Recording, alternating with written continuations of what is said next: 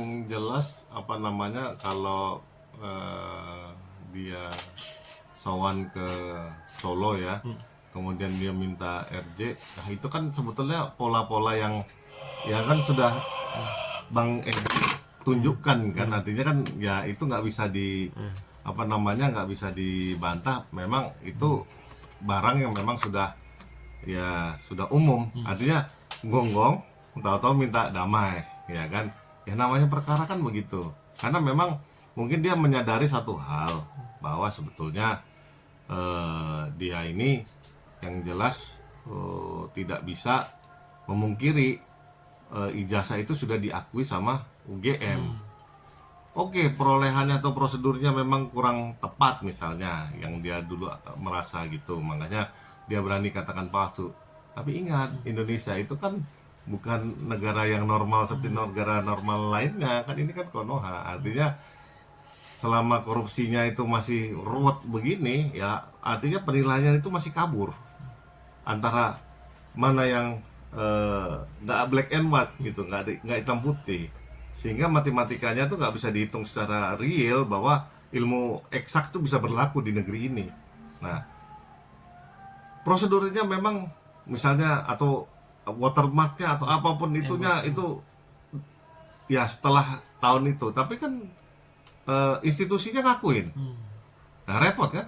Ya makanya kredibilitasnya bukan nyungsep lagi, nggak tahu apa udah di bawah gorong-gorong kali, udah nggak jelas juga UGM itu kan. Makanya kan pada ribut, artinya kredibilitasnya udah nggak ada, kejujurannya udah nggak ada. Artinya di negeri ini tuh yang paling mahal tuh jujur, sama apa namanya orang punya yang harga diri tuh udah nggak ada. Akhirnya ya beginilah yang namanya ribut, kemudian dia restoratif justice itu memang hak, tapi itu menandakan bahwa kusut. Itulah soal hukum tuh kusutnya begitu. Dan akhirnya Rismon bilang dia tidak masalah dia dicap sebagai pengkhianat lah atau apapun oleh hebatnya yang kontra dengan Pak Jokowi ya, terutama ya temannya itu Pak Roy Suryo dan Dr. Tifa. Dia bilang ya dia emang sudah melihat saat ke Solo kemarin ke rumah Pak Jokowi itu asli dan otentik bang. dan cara dia untuk menebus kesalahan dia bertemu Pak Wapres itu Pak Gibran di istana, dan dia bilang dia akan menulis ulang buku terkait ijazah Jokowi.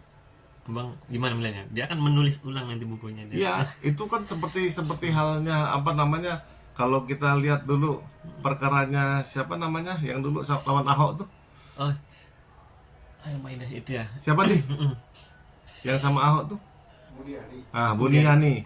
Itu kan 5 minute of fame.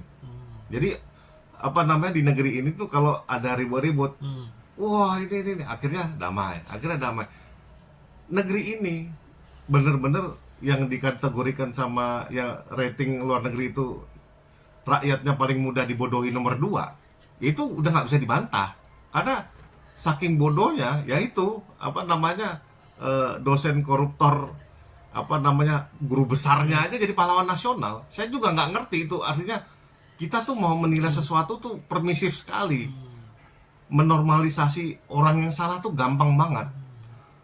Jadi kita nih nggak tahu mana yang benar mana yang nggak ada yang normal gitu loh.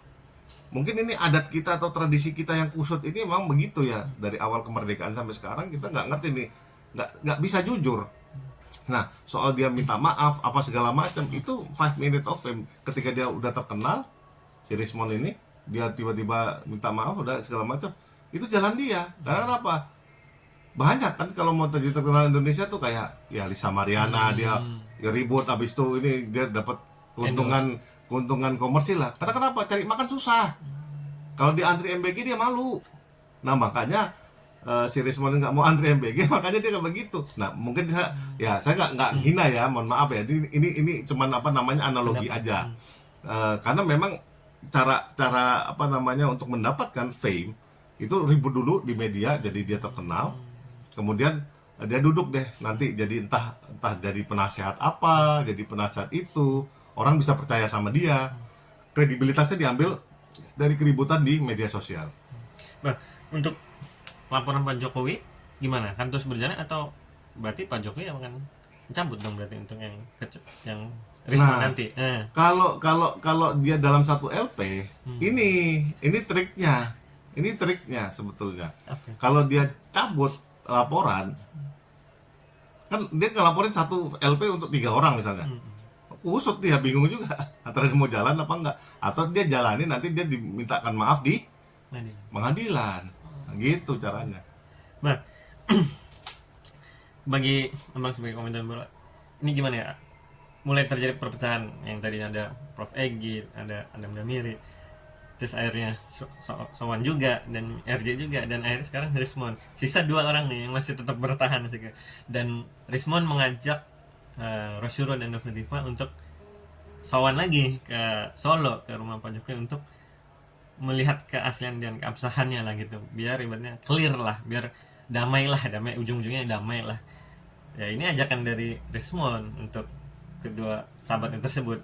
Abang gimana menilainya?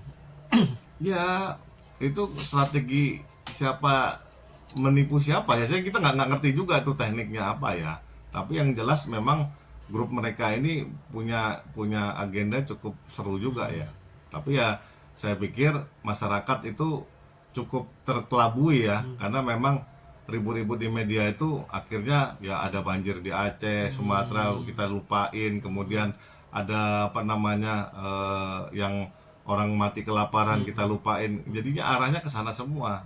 Ya itu tadi, nomor 2 paling mudah dibodohi, kemudian memang guru besar korupsinya jadi pahlawan nasional. Wis tambah kusut ini, tapi nggak apa-apa, itu pembelajaran buat kita semua supaya Indonesia itu mau kemana, atau bisa jujur nggak kita, atau kita mau kemana nih next generationnya. Generasi saya 98 udah selesai, artinya kita cuma nganterin nih next gen mau kemana kan gitu. Terima kasih.